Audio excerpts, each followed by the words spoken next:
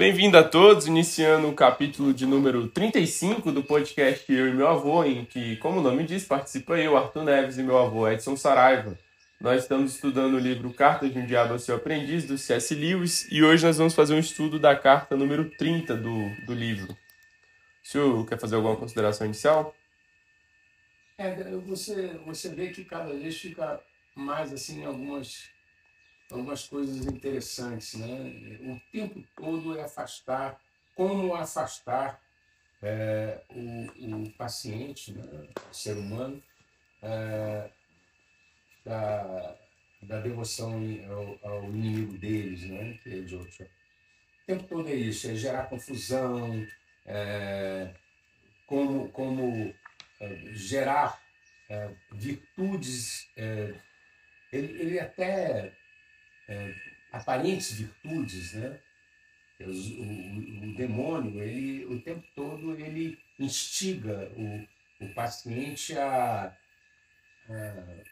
atos que poderiam ser identificados como virtudes, mas não o são. Acabam, com o decorrer do tempo, se tornando pecados de rota, né? Aqui, coragem, covardia, né?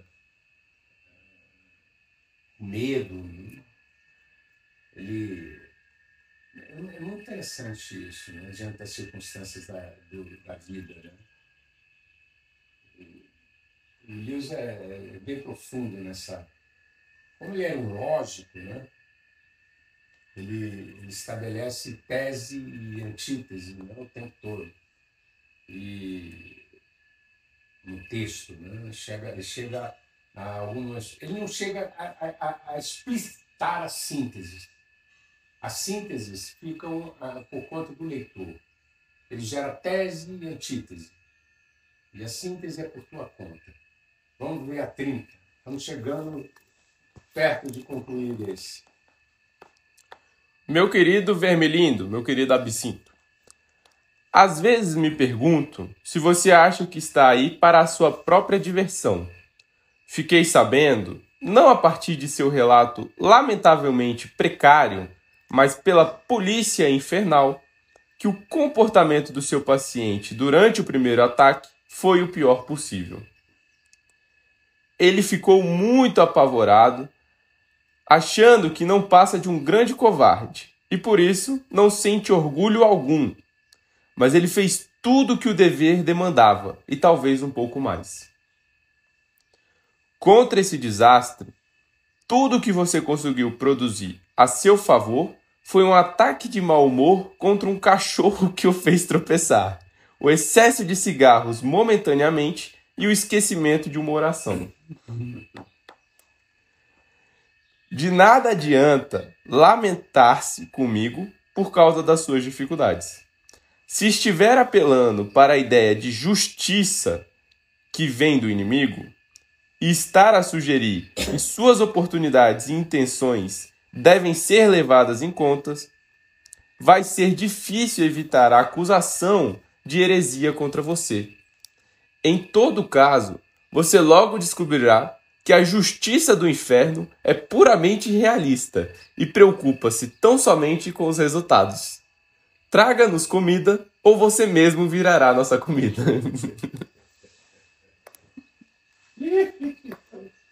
A justiça do inferno é puramente realista e preocupa-se tão somente com os resultados. Parece alguns partidos políticos que eu conheço.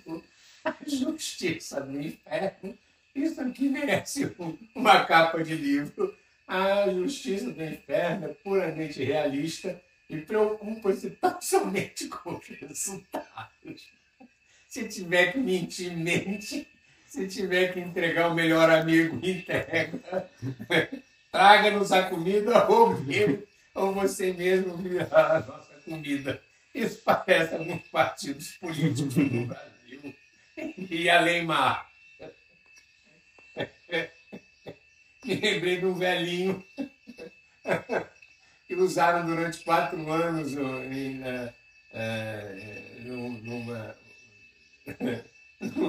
numa terra English Country,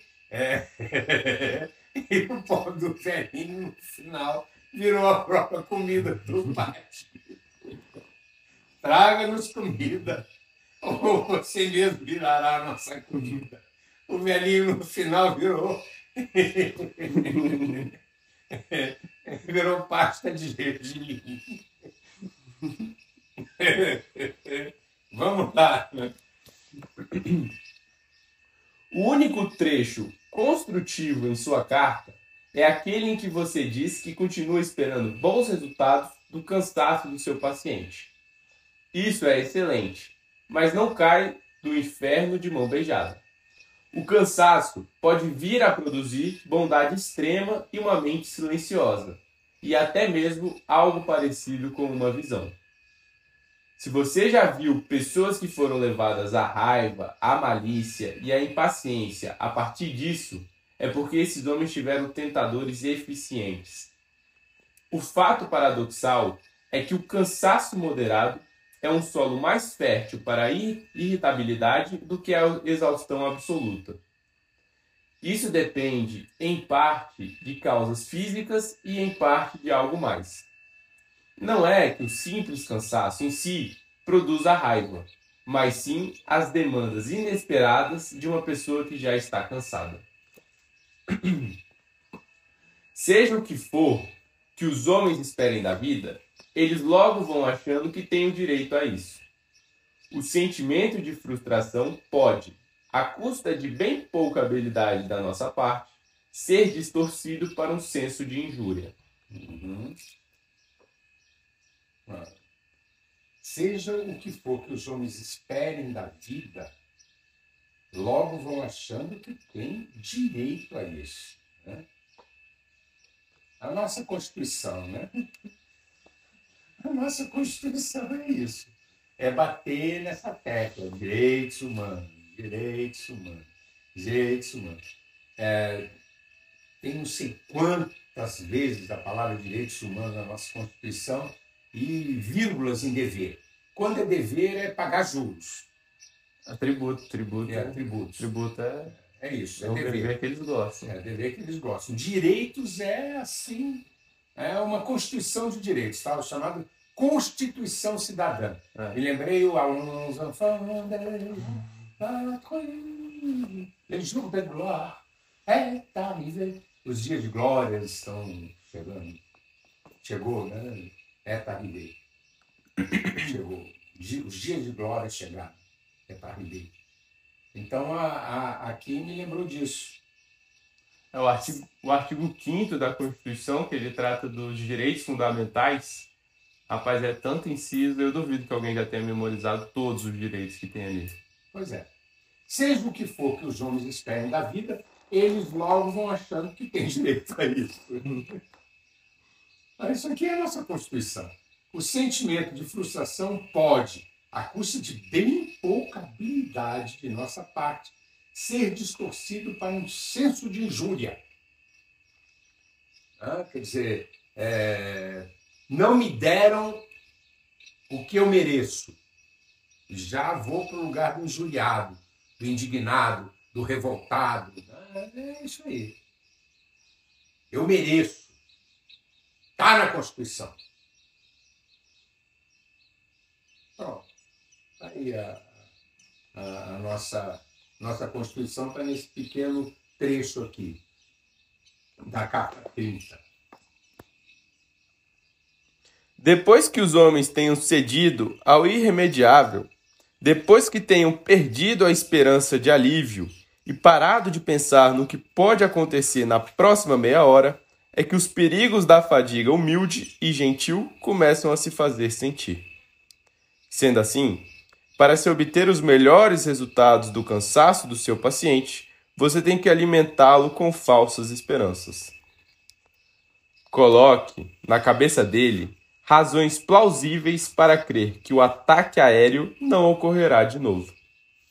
Faça com que ele continue se confortando com o pensamento sobre o quanto vai curtir sua cama na noite seguinte.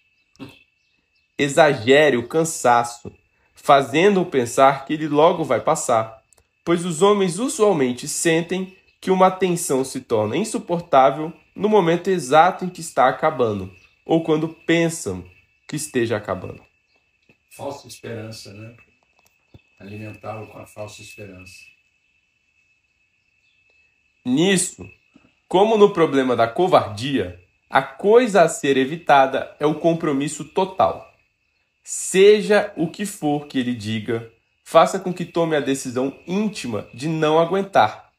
Seja o que for que venha sobre ele, mas de aguentar por um período de tempo razoável. E faça com que esse período razoável seja mais curto do que a provocação provavelmente vai durar. Aprovação. Provação, é. Não precisa ser muito mais curto. Nos ataques contra a paciência, a castidade e a fortaleza, o divertido é fazer o homem desistir precisamente quando o fim de sua agonia estiver quase à vista. Ah, se ao menos ele soubesse.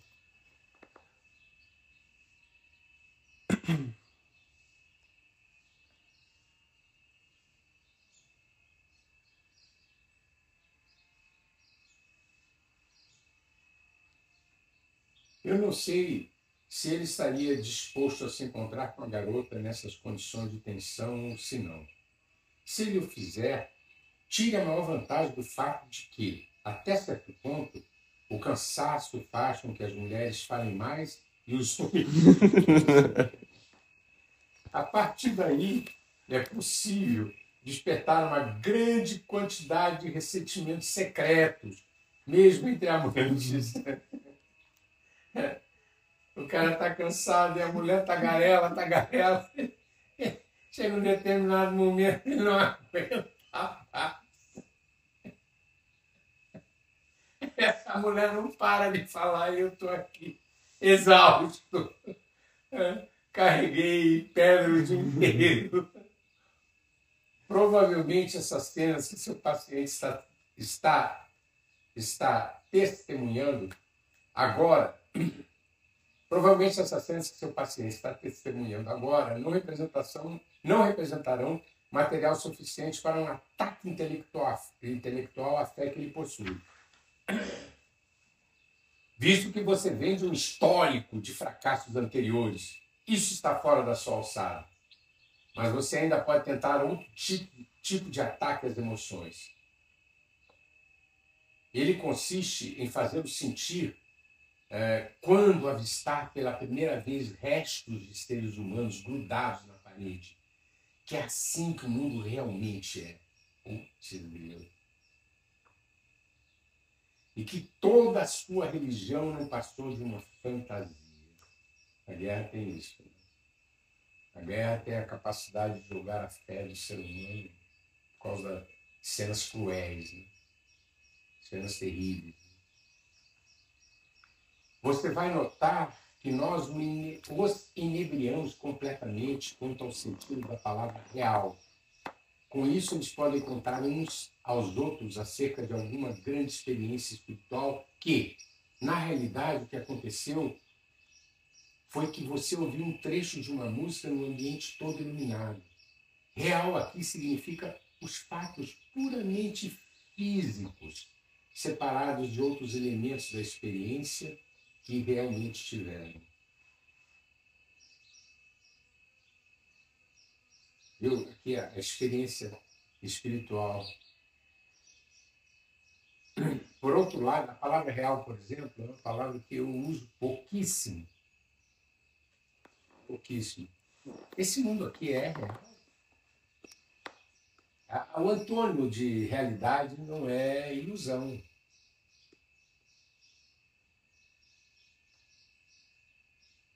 É esquisito, eu não uso palavra real para, por exemplo,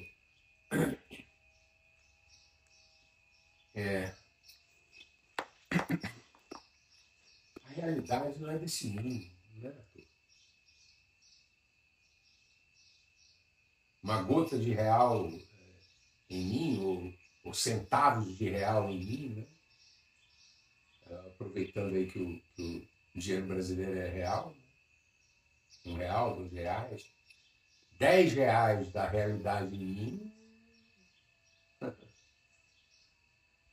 São 10 virtudes em diapasão alto, né? Tocando altamente em mim. Né? R$ 1.000 é a consagração. Então, esse mundo aqui é a existência. Eu coloco esse lugar aqui, o existir. Aqui eu posso encontrar a realidade. Ou a ilusão, ou a realidade. E o mistério da vida é a gente se desiludir se encantando. A gente se desilude e não pode se desiludir e, com isso, se desencantar com a vida. Nós devemos nos desiludir, nos encantando com viver. E aí é realidade. O que encanta um ser humano é quanto de realidade ele tem na vida dele. E aí é os momentos de paz, de refúgio, mesmo em guerra. Porque, de determinada maneira, não estão caindo bombas, mas nós estamos em guerra. Né? Graças a Deus não estão caindo bombas aqui no Brasil, mas nós estamos em guerra. Vamos lá. Isso aqui, quando ele fala do mundo real, né, de trazer para essa realidade, entre aspas, que ele coloca, remete lá à primeira carta, né? Sim. Quando ele trabalha essa questão de mundo real. Mundo real. É fácil, por outro lado, eles também dirão, é fácil discutir aquele mergulho de uma plataforma alta enquanto você está sentado aqui na cadeira de descanso. Mas espere só até chegar ali e ver como é de verdade. Aqui a palavra real está sendo usada no sentido oposto, para significar não os fatos físicos, que eles já conhecem enquanto discutem um assunto sentado na poltrona, mas o efeito emocional que aqueles fatos vão ter sobre a consciência humana. É outra maneira de trazer a palavra real fora de contexto. Qualquer uma das aplicações dessa palavra pode ser defendida, mas nosso negócio é manter as duas valendo ao mesmo tempo. De modo que o valor emocional da palavra real possa ser colocado hora de um lado, hora de um dos lados da conta, hora de outro, conforme nos seja mais conveniente. Quer dizer, a emoção que eu estou sentindo nesse momento é real. Né? A outra, em outro momento, também é real. Né? Isso podem ser emoções opostas, dependendo do momento. Mas elas estão no mesmo capítulo da realidade, né? Na mesma categoria da realidade. E realidade não é isso. A regra geral que agora estabelecemos entre eles é que em todas as experiências que podem torná-los mais felizes ou melhores, apenas os fatos físicos são reais. Enquanto os elementos espirituais são subjetivos. Em todas as experiências que possam desencorajá-los ou corrompê-los, os elementos espirituais são a realidade central e ignorá-los é ser um escapista.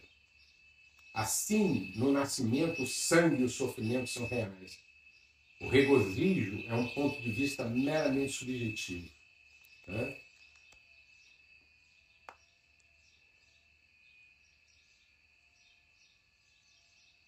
Na morte, o terror e a feiura revelam o que o falecimento significa realmente.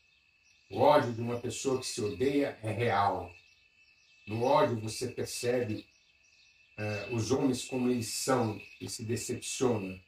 Mas a amabilidade de uma pessoa amada é uma ocultação nebulosa de um cerne do que na realidade não passa de apetite sexual ou associação econômica.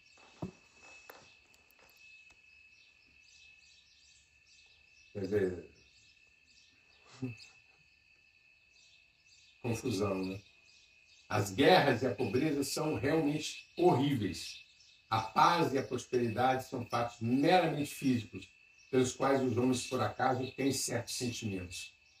As criaturas, acaso, né? Essa palavra é muito ao gosto de demônios, o acaso. As criaturas estão sempre acusando umas às outras de querer comer o bolo e guardá-lo. Mas, graças aos nossos trabalhadores, eles estão mais frequentemente numa condição de pagar pelo bolo sem, entretanto, vir a comer.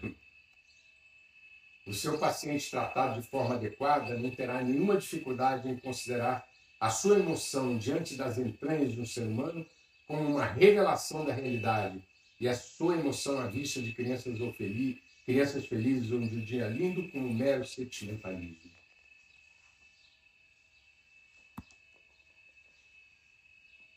O seu paciente tratado de forma adequada não terá nenhuma dificuldade em considerar a sua emoção diante das entranhas de um ser humano como uma revelação da realidade, fato físico, e a sua emoção à vista de crianças felizes ou de um dia lindo como um mero sentimentalismo. Né? Nunca nada espiritual. Nada espiritual. Fatos físicos, acaso, é tudo bem rasteiro. Tudo rasteiro. A carta 31, que será a última, é a próxima, ele começa muito bem. Meu queridíssimo adorado Absinto, meu bichinho de pelúcia, meu porcalhãozinho. Vai ficar para a próxima. Então é isso, né? Abraço a todos que acompanharam a gente até aqui. Na próxima quinta-feira, às 18 horas, tem mais um.